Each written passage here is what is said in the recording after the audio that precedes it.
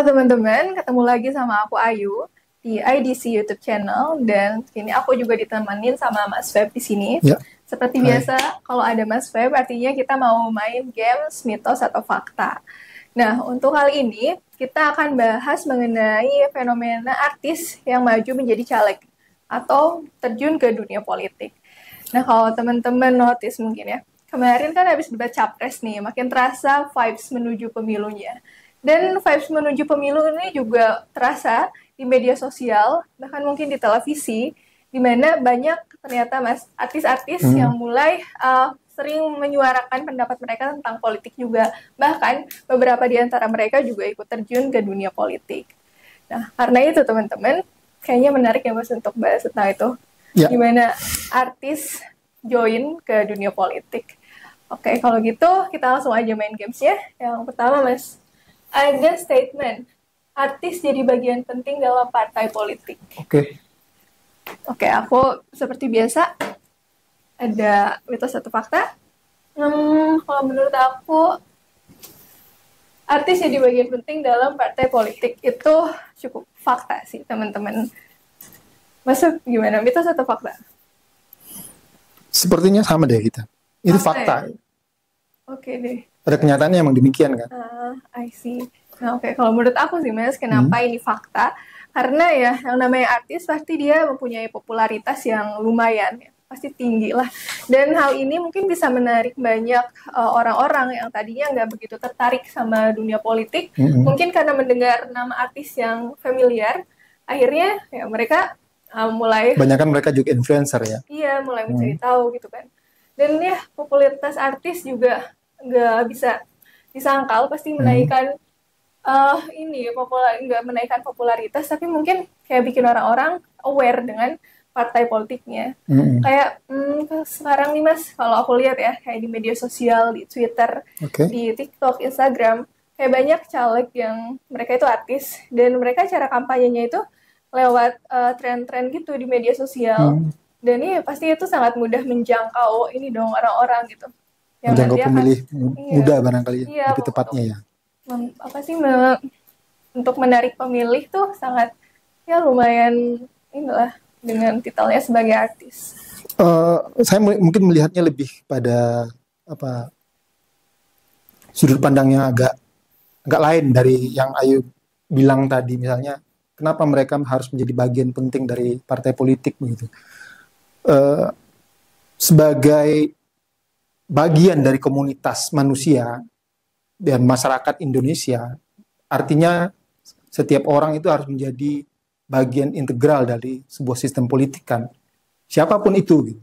Apakah dia seorang pelajar, apakah dia seorang mahasiswa, ASN, bahkan tentara sekalipun sebenarnya tidak bisa kita lepaskan dari identitas mereka sebagai makhluk manusia, makhluk politik begitu. Begitu juga dengan para artis. Artinya para artis, selebriti, baik artis peran, penyanyi, seniman, dan lain-lainnya lah gitu. Dalam hal ini kita padatkan aja sebagai selebriti. Mereka bagian dari komunitas kita gitu. Mereka bagian dari bangsa Indonesia.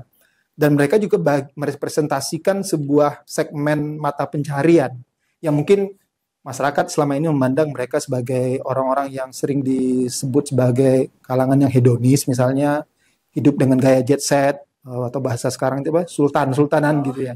Tapi bagaimanapun dalam konteksnya demokrasi misalnya, mereka kan rakyat. Demokrasi secara literal yang berarti pemerintahan oleh rakyat, artinya setiap orang dalam demokrasi itu memiliki hak, bahkan memiliki kewajiban untuk ikut serta dalam politik, tidak terkecuali para selebriti ini. Artinya jika kita ingin mengeksklusi mereka dari sebuah sistem politik atau dalam komunitas politik, yang bersalah kita gitu. Nah, mengapa mungkin publik ada semacam keraguan-raguan atau semacam ketidakpercayaan untuk mereka masuk ke dalam dunia politik? Mungkin karena kita belum, bukan saya tidak ingin menyebutnya belum teredukasi dengan benar, tapi mungkin kita belum berpikir secara lebih lebih komprehensif bahwa mereka bagian dari sistem politik kita, mereka adalah entitas politik sendiri yang berhak menyuarakan keinginan-keinginannya. Tentu saja mereka harus menjadi bagian penting dari partai politik. Ya kalau bisa partai politiknya menyediakan departemen sendiri untuk para selebriti ini. Gitu. Jadi ya ini fakta semata gitu. Kalau kita ingin mengatakan ini bahwa selebriti sering dipersepsikan secara negatif ketika mereka masuk ke dalam dunia politik, saya kira bukan permasalahan apakah mereka itu harus menjadi bagian partai politik atau tidak, tapi mungkin ya output dari keikutsertaan mereka itu yang mungkin kita harapkan lebih ditingkatkan lagi atau lebih dimaksimalkan lagi gitu. Iya, aku setuju juga sama yang Mas Feb bilang, karena ya mereka juga artis, mereka ya penduduk gitu di negara yang demokrasi gitu, dan mereka punya kesempatan buat berkontestasi di dunia politik, ya gimana pun outputnya ya, tapi mereka punya hak itu, siapapun bisa. Tapi saya lebih ingin menekankan kepada bahwa mereka punya kewajiban untuk ikut serta dalam politik. Jadi bukan sekedar hak. Ya, kadang-kadang kita berbicara demokrasi selalu menekankan pada hak gitu kan.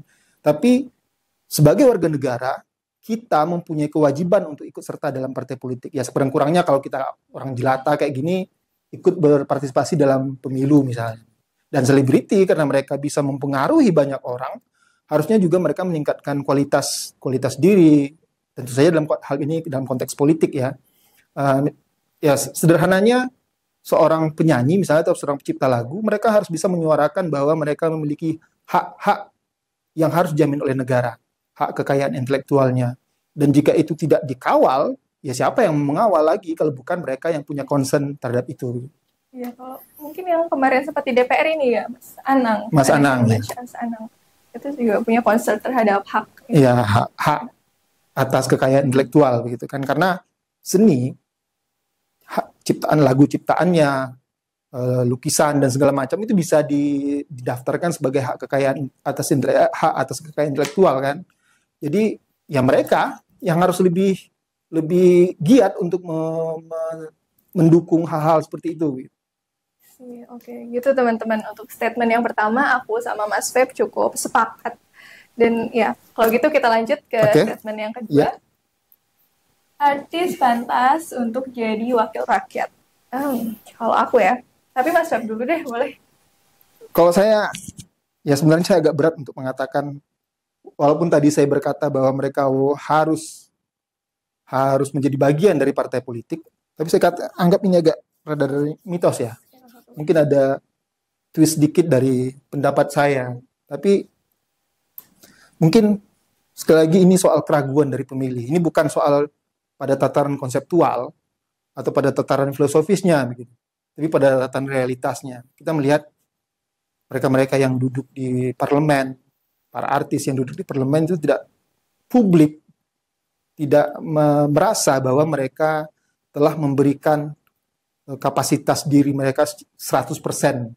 Atau bahkan banyak yang menganggap para artis ini cuma memanfaatkan popularitas saja. Mereka tidak punya kapabilitas, tidak memiliki keinginan untuk belajar misalnya. Nah, sekali lagi penekanannya bukan pada tataran filosofisnya ya, seperti yang pendapat saya yang di pernyataan pertama. Tapi ya harusnya jika para artis saat ini belum mampu menunjukkan diri mereka concern terhadap politik, ya nggak usah dulu deh. Gitu. Nah, saya yakin Ayu mungkin sepakat dengan hal itu. Oh, aku enggak sih, jujur.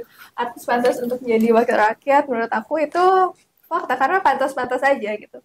Seperti statement yang tadi, yang pertama gitu, siapapun kan, kata Mas Feb, wajib kan untuk berkontestasi di dunia politik.